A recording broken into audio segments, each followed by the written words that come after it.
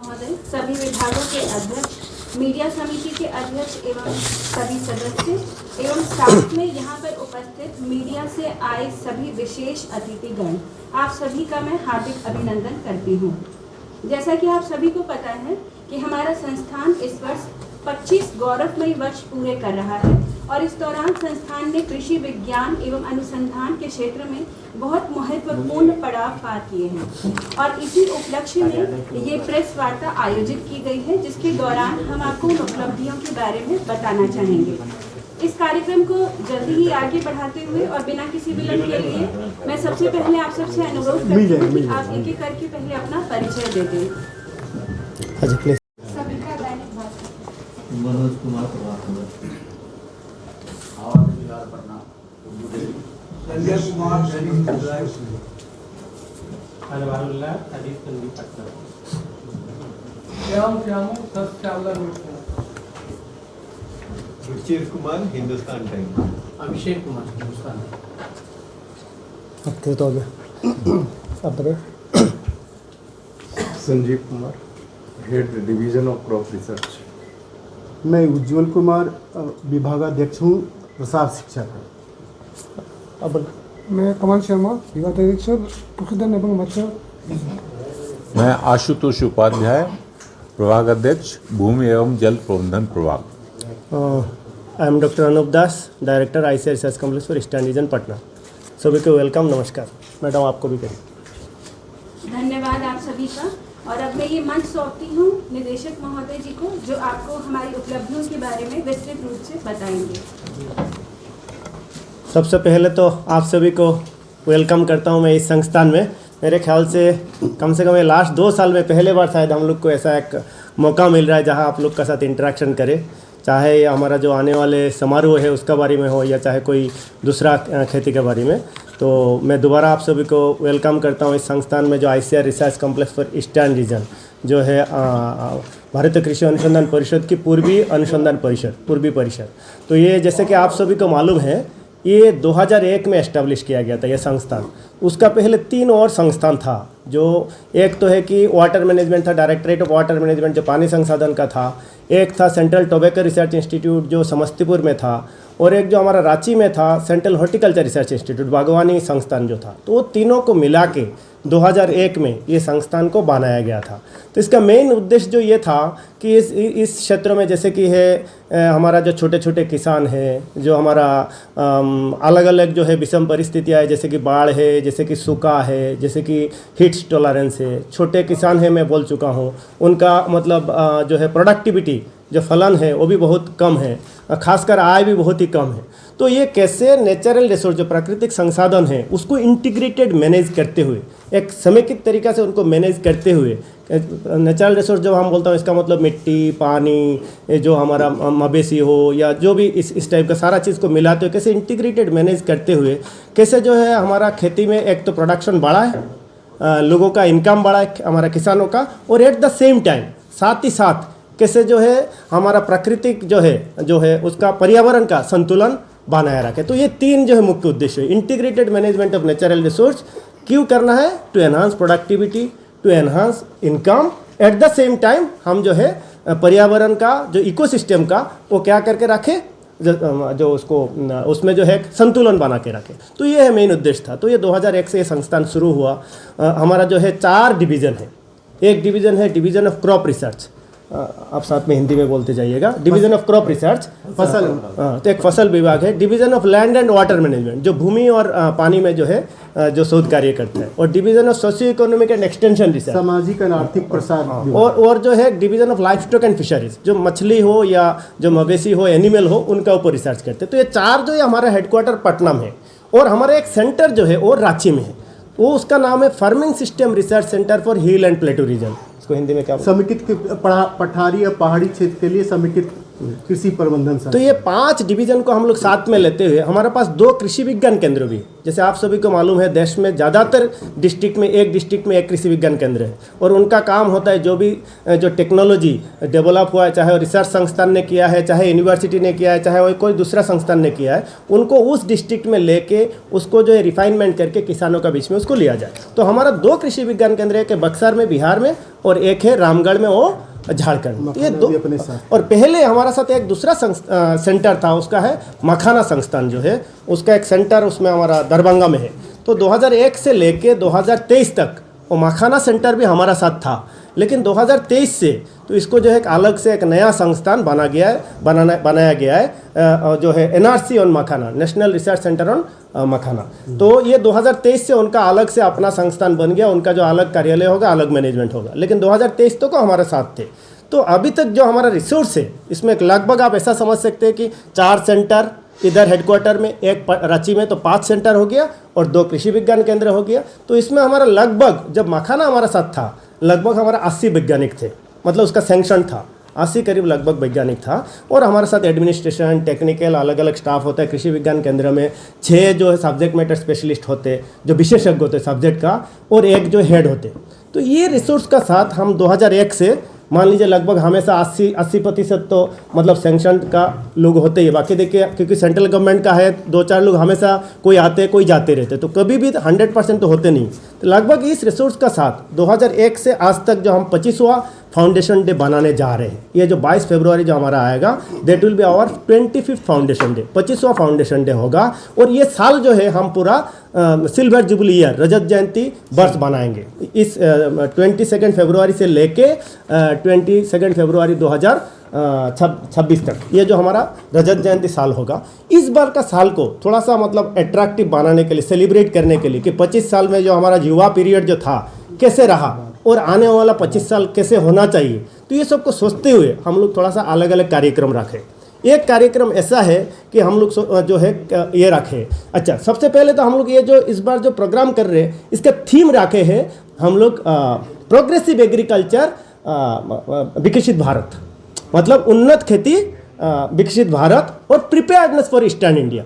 उन्नत खेती विकसित भारत में ईस्टर्न इंडिया का क्या प्रिपेयर्डनेस है, किस तरीके का हमको जो प्रिपरेशन होना चाहिए, तो उसका ऊपर विचार विमर्श करने के लिए हम लोग 3 दिन का कार्यक्रम जो रखा है। उसमें सबसे पहले दिन क्या है, हम लोग उसमें वो कर रहे हैं कृषि मेला फार्मर्स फेयर। तो उसमें कृषि मेला होगा उस दिन। हमारा जो है अलग अलग जो बिहार से खास करके अलग अलग डिस्ट्रिक्ट से किसान आएंगे। और दूसरा जो ईस्टर्न राज्यों, क्योंकि ये जो इंस्टीट्यूट है, मैं बोलना भूल गया कि ये 7 राज्यों को रिसर्च नीड को एग्रीकल्चर का करता है, खास करके ईस्टर्न स्टेट्स का जो 7 राज्य हमारा Bihar, Jharkhand, eastern UP, Chhattisgarh, Assam, west Bengal, Orissa, तो ये मेरे ख्याल से ये 7 स्टेट है। तो इसका जो है हम लोग कैटर करते हैं। लेकिन देखिए क्योंकि हमारा जो प्रेजेंस जो है खासकर बिहार में और झारखंड में है, इसलिए बाकी राज्यों के लिए उस पैमाने में हम कर नहीं पाते, लेकिन ज़्यादातर बिहार और मान लीजिए कम से कम 70% हमारा जो एफर्ट जो है ये 2 राज्य में ही रहता है। और बाकी में जो भी हमारा टेक्नोलॉजी उनको किसी का साथ मिला के जो हम नेटवर्किंग मोड में, दूसरा उधर का जो भी इंस्टीट्यूट उनका साथ मिल के हम लोग जो इसको करते हैं। तो ये हम लोग एक तो मैं बोला हूँ कि 20 तारीख को हम लोग क्या करने जा रहे हैं, फार्मर्स फेयर। 21 तारीख और 22 तारीख हम लोग कर रहे हैं नेशनल सेमिनार जो राष्ट्रीय संगोष्ठी। तो उसमें नेशनल सेमिनार और सबका थीम एक ही है, प्रोग्रेसिव एग्रीकल्चर विकसित Bharat preparedness for eastern India. तो उसमें जो है नेशनल सेमिनार में जो हमारा सीनियर रिसर्चर देश भर का अलग अलग जगह से वो आएंगे, हमारा बिहार का हो, हमारा संस्थान का हो, ICR का हो या यूनिवर्सिटीज़ का हो, वो सब आएंगे। हमारा उसमें कृषि का प्रदर्शनी भी लगेगा, एग्जीबिशन भी उसमें जो है होगा। 50 स्टॉल हम लोग जो है लगाया है, इसमें काफ़ी लोग हम लोग का साथ दे रहे हैं। तो उसमें साथ में मिल के हम लोग करेंगे, चाहे अटारी हो, चाहे लीची संस्थान हो, चाहे हमारा जो है जो MGFRI जो हमारा मोतिहारी का हो, काफ़ी जो NGOs है, चाहे स्टेट बैंक ऑफ इंडिया हो, चाहे नाबार्ड हो, चाहे नेशनल फिशरी डेवलपमेंट बोर्ड हो, तो सब लोग मिलके हम लोग को जो है जैसे जैसे पॉसिबल है जिनका वो हम लोग को सपोर्ट दे रहे हैं। तो ये जो हम लोग का दूसरा दिन क्या हो रहा है, नेशनल सेमिनार हो रहा है। उसमें हमारा जो है डॉक्टर RS पारोदा, जो पहले पद्म भूषण है, जो पहले ICR का सेक्रेटरी DRM और DG ICR रह चुके हैं, वो हमारा मुख्य अतिथि होंगे उस दिन। और साथ में हमारा जो सचिव जो है उसका rural development doctor Sarvan Kumar ji वो होंगे। और किसान मेले में जो हमारा इधर का लोकल विधायक जो है संजीव चौरासिया जी वो रहेंगे। ये हमारा सेक्रेटरी जो बिहार का एग्रीकल्चर का है संजय अग्रवाल जी वो रहेंगे। और फाइनली हमारा 22 तारीख जो है वो है final foundation day, the main day. तो उस दिन हम लोग काफ़ी मतलब उसको थोड़ा सा अट्रैक्टिव बनाने के लिए अलग अलग तरीका में रखे। उस दिन हमारा DGICR जो सेक्रेटरी DR जो है, जो महानिर्देशक है डॉक्टर हिमांशु पाठक, वो हमारा चीफ गेस्ट रहेंगे। और साथ में हमारा जो है हमारा इस संस्थान का जो है हमारा ICR का कृषि चयन मंडल, कृषि चयन वैज्ञानिक भर्ती कृषि वैज्ञानिक भर्ती चयन मंडल, जो इंग्लिश में हम लोग बोलते हैं एग्रीकल्चर साइंटिस्ट रिक्रूटमेंट बोर्ड, उनका जो चेयरमैन है चेयरपर्सन है डॉक्टर संजय कुमार जी, वो मतलब उस दिन रहेंगे साथ में DG का साथ।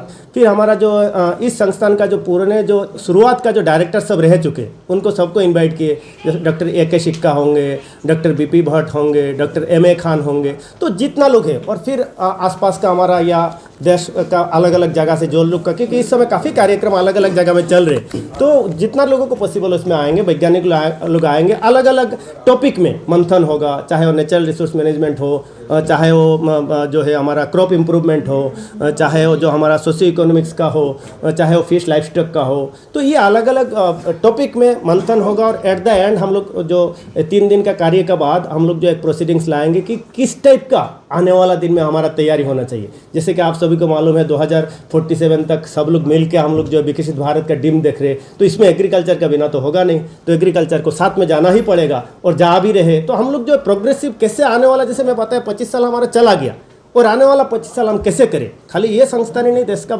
अलग अलग सब लोग कर रहे हैं, लेकिन हमको भी साथ में जाना है। तो डिजिटल एग्रीकल्चर हो, फिर हमारा जो है ड्रोन का एप्लीकेशन हो, फिर AI जो आर्टिफिशियल इंटेलिजेंस, मशीन लर्निंग, ये सब का एप्लीकेशन हो, जो स्मार्ट फार्मिंग हो, क्योंकि पानी का कमी हो रहा है, तो कैसे पानी को जो है कम पानी से ज़्यादा प्रोडक्टिविटी हो, वाटर प्रोडक्टिविटी कैसे बढ़ाए, जो हमारा जो है ऑटोमेशन कैसे हो। क्योंकि देखिए आने वाला समय में लोग जो है बहुत ज़्यादा नहीं चाहेंगे कि पढ़े लिखने के बाद धूप में जले, तो सब चाहेंगे कि बारिश में मतलब अपने आप को वो करे, सब चाहेंगे कि ऑटोमेशन हो, ज़्यादा से ज़्यादा मैकेनाइजेशन हो। तो ये सब में हम लोग को जो है अभी जो काम चल रहा है वो तो ज़रूरी है, लेकिन साथ में 1-2 ऑब्जेक्टिव हर एक रिसर्च में हम लोग का फ्यूचर लुकिंग, जब 25 साल चला गया, आने वाला 25 साल में खेती कैसे हो, उसमें युवा को कैसे जोड़े, मैकेनाइजेशन कैसे हो, तो ये सारा चीज़ लेके हम लोग जो चल रहे हैं। अभी मैं आप लोग को क्वेश्चन पूछने का पहले तुरंत मैं ये चाहूँगा बोलना कि हम लोग का उपलब्धि 25 साल में किस टाइप का रहा। तो ये समझाने के लिए हमने एक बड़ा आसान तरीका से ये एक बनाया, आप लोग को सबको शायद मिल गया होगा। ये जो एक हमने बना, ये एक दिन रात को हम लोग को सडनली आया दिमाग में, क्यों ना ऐसा एक बनाए, ताकि ये चीज़ जो है बड़ा कॉम्प्लेक्स चीज़ बड़ा सिंपल हो जाए। क्योंकि रिसर्च कैसे कर रहे, कहाँ हो रहा है, वो उससे ज़्यादा है कि क्या मिला है, और ज़्यादा आप लोग के लिए ज़्यादा शायद इम्पोर्टेंट है। तो इसमें जो आप लोग देखेंगे, मैं अभी बता दिया काफ़ी नीचे का चीज़ कि जो है कितना साइंटिस्ट स्टाफ है, कितना कृषि विज्ञान केंद्र है, कितना हमारा डिवीज़न है, वो मैं बता दिया। इसमें हम सबसे पहले बोल रहे हैं कि हमने जो IFS मॉडल, समेकित कृषि प्रणाली का मॉडल, और एग्री-हॉर्टी लैंड यूज़ मॉडल, मतलब बागवानी कृषि मिला के जो land use model 30 model over 25 years में हम लोगों ने डेवलप किया। किस टाइप का मॉडल आप जानना चाहे मैं अभी बताऊंगा। और इस 25 साल में कम से कम हम 287 इन हाउस प्रोजेक्ट हमारा संस्थान का, इन हाउस मतलब जो इंस्टीट्यूट का बजट से जो हम लोग इम्प्लीमेंट करते हैं उसको हम लोग बोलते हैं इन हाउस प्रोजेक्ट। और जो external other than institute budget बाहर से आता है, चाहे सेंट्रल गवर्नमेंट का हो, चाहे स्टेट गवर्नमेंट का हो, चाहे किसी और का हो, तो उसको हम लोग बोलते हैं एक्सटर्नल प्रोजेक्ट। तो उसमें एक्सटर्नल प्रोजेक्ट भी 58 रहा। और इस समय आप देखिएगा कि हम लोग जो है 12 climate resilient rice varieties develop किया। क्लाइमेट रेजिलियंट मतलब हो गया हमारा जलवायु अनुकूल खेती के लिए जो क्लाइमेट रेजिलियंट राइस वेराइटीज़, मतलब कोई मान लीजिए पहले हमारा क्या होता था रिसर्च, हम लोग कोशिश करते कि हाई यील्डिंग वेराइटी हो, मतलब एक फसल हो जिसका यील्ड जो है ज़्यादा हो। ये शुरुआत का समय कि ज़्यादा यील्ड वाला हमको एक फसल चाहिए, तो ये तो ज़रूरत था क्योंकि हमको पेट भरना है और इतना जो मुंह है उनको भी खिलाना है। लेकिन साथ साथ हमको रियलाइज़ हुआ कि नहीं, खाली यील्ड ज़्यादा होने से नहीं होगा, उसका मतलब पेस्ट और इंसेक्ट पेस्ट टॉलरेंस भी होना चाहिए, तो उसको जोड़ने गया। फिर दिखाई गया नहीं, ये सब होने से नहीं होगा, अभी सूखा पड़ रहा है तो सूखा का टॉलरेंस भी होना चाहिए। फिर कुछ दिन बाद किसी ने बोला नहीं, आपने सूखा टॉलरेंस तो डेवलप कर दिया, लेकिन जहाँ सूखा पड़ रहा है उधर कुछ दिन बाद बाढ़ भी आ जा रहे, बोले तो बाढ़ भी मतलब एक्स्ट्रा मॉइस्चर टॉलरेंस भी होना चाहिए। फिर कुछ दिन बाद किसी ने बोला वो सारा अलग अलग करने से नहीं होगा, सारा एक ही में लाना है। तो अभी हम लोग का कोशिश ये है कि एक ही में सब तो नहीं हो सकता, लेकिन कम से कम 2 या 3 हो। एक ही वेराइटी हो जिसमें थोड़ा ड्रॉट टॉलरेंस हो जाए, थोड़ा सा जो एक्सेस मॉइस्चर टॉलरेंस हो जाए, तो साथ में ऐसा कुछ पेस्ट टॉलरेंस हो जाए। तो जब भी कोई भी वेराइटी 2 या उससे अधिक स्ट्रेस को एक ही साथ लेते हैं तो हम लोग उसको बोलते हैं multiple stress tolerant. Multiple stress मतलब बहुत सारा स्ट्रेस को एक ही साथ ले लेते हैं, तो ये मल्टीपल स्ट्रेस टॉलरेंट। तो हमारा जो 12 वेराइटी और क्लाइमेट रेजिलेंट वेराइटीज़ है उसमें जैसे कि स्वर्ण श्रेया है, छोटा सा शॉर्ट ड्यूरेशन का वेराइटी है 115 से 120 डेज का, तो वो ड्रॉट टॉलरेंट भी है, ये ड्रॉट टॉलरेंट भी है। और दूसरा एक वेराइटी जैसे कि सन समृद्धि है, वो मीडियम ड्यूरेशन है, 135 ऐसा ड्यूरेशन का होगा, वो ईल्ड भी उसका हाई है लेकिन ड्यूरेशन उसका थोड़ा सा ज़्यादा है। लेकिन सबसे बढ़िया बात क्या है, इसमें थोड़ा सा ड्रॉट टॉलरेंस भी है, साथ में फिर फ्लड टॉलरेंस भी, तो ये मल्टीपल स्ट्रेस टॉलरेंस। तो इस टाइप का हम लोग का 12 वेराइटी जो डेवलप हुआ है किसमें, राइस में। साथ में हमारा जो है चना का जो चिकपी अभी लास्ट ईयर एक रिलीज हुआ है स्वर्ण लक्ष्मी, वो लेट प्लांटिंग के लिए थोड़ा देर हो गया लगाने में, तो आप उसको लगा सकते हो और उसमें जिंक और प्रोटीन का मात्रा भी थोड़ा सा दूसरा वेराइटी से ज़्यादा है। इसके अलावा हमारा जो रांची संस्थान है जिसमें मेनली जो हॉर्टिकल्चर बागवानी में जिनका फोकस है लैंड यूज बेस्ड में, तो उन्होंने जो है 61 वेजिटेबल वेराइटीज़ डेवलप किया। 61 जो है वेजिटेबल का वेराइटी उसने डेवलप किया लास्ट इतना सालों में, और साथ में 6 फ्रूट का वेराइटी, फल का 6 फ्रूट का वेराइटीज़ भी उन्होंने उधर डेवलप किया। तो हमारा 12 जो है हो गया धान का, 1 हो गया चिकपी का, फिर आपका 61 हो गया सब्जी का, 6 हो गया फल का, और 2 फवाबिन वेराइटी जो बकला बोलते हैं इधर, वो 2 फवाबिन वेराइटी भी इधर से डेवलप हुआ। सबसे बड़ा बात एक मखाना, जो पहले मखाना संस्थान हमारा साथ था 2 साल से नहीं है, तो स्वर्ण वैदेही जो फर्स्ट मखाना वेराइटी है वो भी इसी इंस्टीट्यूट से डेवलप किया। और जो फार्मिंग सिस्टम है, मखाना पहले तालाब में होता था, हमारा संस्थान ने टेक्नोलॉजी निकाला कि कैसे मखाना को खेत में किया जा सकता है, मतलब जैसे धान खेती होता है ऐसे ही, लेकिन पानी थोड़ा 1 फीट या 1.5 फीट चाहिए। तो ये मखाना प्रोडक्शन टेक्नोलॉजी, मखाना बेस्ड समेकित कृषि प्रणाली मॉडल, मखाना का साथ साथ दूसरा जो पानी का जो फसल है उसको भी कैसे करना, मछली मखाना का समेकित कृषि प्रणाली मॉडल, ये सब डेवलप हुआ। इधर मैं आप लोग को बोल दिया कि 30 जो है समेकित कृषि प्रणाली मॉडल प्लस जो है बागवानी आधारित मॉडल जो ये सब डेवलप किया गया। इसमें खासकर समेकित प्रणाली मॉडल ये होता है जिसमें हम क्या करते हैं, जो लोकेशन का हिसाब से, सोशियो इकोनॉमिक कंडीशन का हिसाब से, उधर का एनवायरनमेंट का हिसाब से हम अलग अलग फार्मिंग कंपोनेंट को क्या करते हैं, एक साथ लाते, एक ही यूनिट में। तो छोटा किसान हो, मान लीजिए किसान एक्चुअली हमारा जो 80% से ज़्यादा किसान स्मॉल या मार्जिनल है, जो आप लघु और सीमांत बोलते हैं, तो उस किसान जो है उनके लिए छोटे छोटे ज़मीन में कैसे ज़िंदगी का ज़रूरतें पूरा हो और थोड़ा सा इनकम भी हो जाए। तो 1 एकड़, आधा एकड़, 2 एकड़ का मॉडल हमारा संस्थान ने डेवलप किया अलग अलग लोकेशन के लिए। आधा एकड़, 1 एकड़ और 2 एकड़ का मॉडल अलग अलग जगह के लिए डेवलप किया। उसमें क्या करते हैं, लाइफ स्टॉक, फिश, जहाँ फिश का जहाँ होता है लाइफ स्टॉक होगा, फिश होगा, क्रॉप होगा, हॉर्टिकल्चर होगा। लेकिन सबसे इंपॉर्टेंट बात समेकित कृषि प्रणाली में क्या होता है कि एक कंपोनेंट का साथ दूसरा कंपोनेंट को रिश्ता बनाना, मतलब अलग अलग नहीं। मान लीजिए आपने कोई बोला फार्मर सर मैं गाय कर रहा हूँ और सब्जी कर रहा हूँ, लेकिन एक दूसरे का साथ रिश्ता नहीं। समेकित कृषि प्रणाली में क्या होता है, एक का साथ दूसरे को रिश्ता बना देते। कैसे, गाय किया तो गाय का गोबर खेत में सब्जी किया तो सब्जी का पुआल जो है गाय को या कंपोस्ट पीट में लेगी, ऐसा एक मतलब रिसाइकिल करना। उससे क्या है, एक्सटर्नल जो इनपुट है, जो खेत का बाहर से बाजार से जो खरीदना पड़ता है, वो कम से कम हो जाता है। तो हमारा क्या होता है, वो सिस्टम क्लाइमेट रेजिलिएंट होता है, मतलब जलवायु परिवर्तन का साथ साथ उसमें नुकसान तो होता है लेकिन कम होता है। दूसरा है कि किसान को साल भर इनकम और साल भर कुछ ना कुछ पैदावार होते रहता है। तो ये एक जो हमारा सबसे बड़ा उपलब्धि संस्थान का मेन है कि इंटीग्रेटेड फार्मिंग सिस्टम मॉडल, तो इसका जो है हम लोग का इसमें काम हुआ है। इससे अलावा एक बड़ा जो इम्पोर्टेंट हमारा फ्लैगशिप प्रोग्राम है इस संस्थान का, धान प्रतिभूमि का जो प्रबंधन, मतलब धान प्रतिभूमि को कैसे हरा भरा किया जाए। तो ये एक हम लोग का जो मेजर फ्लैगशिप प्रोग्राम है। तो उसमें क्या आप लोग को मालूम है कि 10 मिलियन हेक्टेयर से भी ज़्यादा एरिया ईस्टर्न इंडिया में जो है धान का बाद क्या होता है, पड़ती रहता है, मतलब उसमें कुछ नहीं लगाया जाता है। तो इसका वजह क्या है, क्यों नहीं लगाते हैं? एक तो है कि उधर जो है लॉन्ग ड्यूरेशन धान लगाया जाता है। दूसरा जो हम स्वर्ण श्रेया वगैरह बोला 115 दिन 20 दिन का, वो 140 दिन 150 दिन का धान लगाते हैं, नंबर 1। नंबर 2 है तो धान लगाते हैं, उनका भी रीज़न है, ऐसे ही उनको, क्योंकि वो हमसे ज़्यादा स्मार्ट है किसान, वो जानबूझ के अपना नुकसान तो करते नहीं, लेकिन जो भी हो। तो वो धान का बाद क्या होता है, उसमें जब लॉन्ग ड्यूरेशन होता है, जो हार्वेस्ट होते हैं, तो ज़मीन में नमी कम रहता है, मतलब मॉइस्चर ज़मीन में पानी जो है मिट्टी में पानी कम हो जाता है। तो दूसरा फसल जो है रेन फेड, क्योंकि वो एरिया धान प्रतिभूमि में वो सब एरिया है जहाँ वर्षा आधारित खेती होता है, जहाँ में इरिगेशन का फैसिलिटी या तो नहीं है या तो बहुत ही कम है।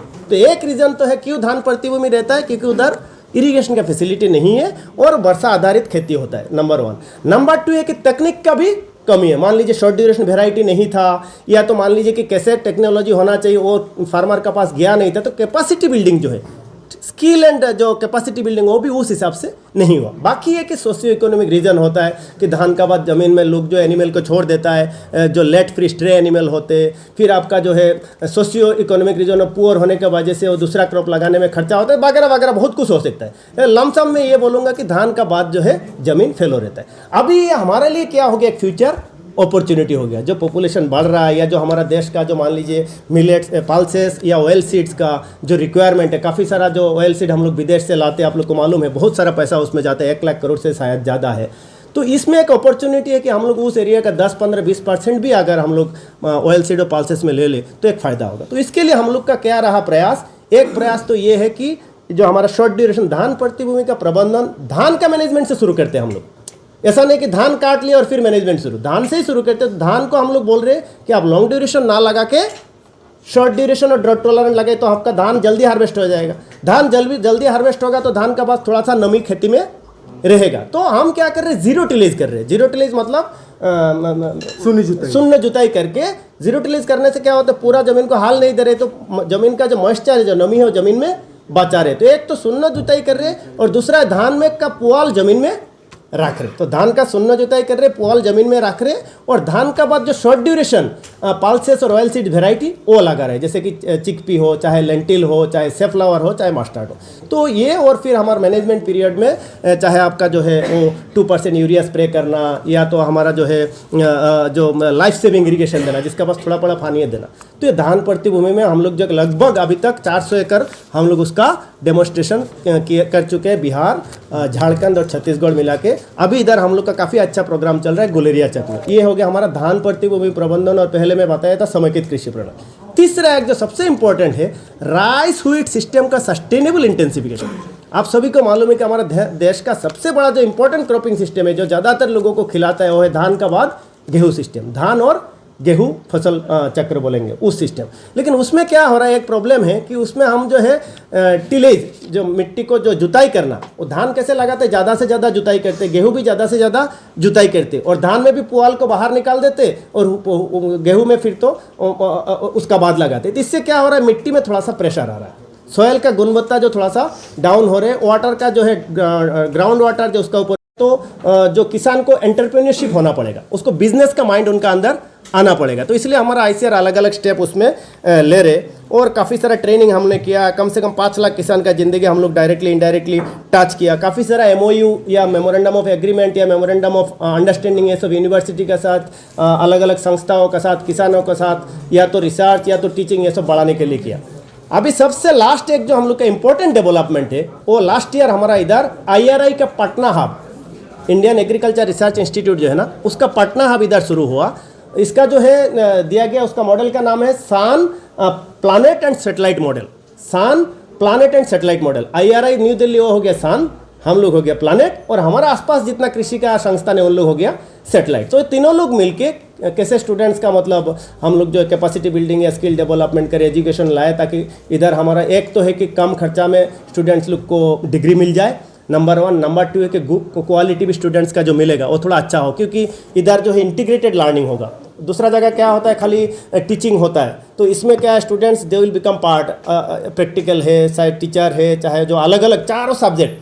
बाकी ICAR का 114 से ज़्यादा संस्थान हमारे देश भर में है, लेकिन ज़्यादातर संस्थान क्या है, इंडिपेंडेंट क्रॉप को देता है। कोई खाली धान के लिए, कोई खाली गेहूं के लिए, कोई खाली कैटल के लिए, लेकिन ऐसा 3-4 संस्थान है हमारा संस्थान का जैसा, जो फार्मर का पूरा नीड को, सारा एस्पेक्ट को कवर करते हैं। तो इसीलिए इधर अप्लाइड और स्ट्रेटेजिक रिसर्च ज़्यादा होता है, बेसिक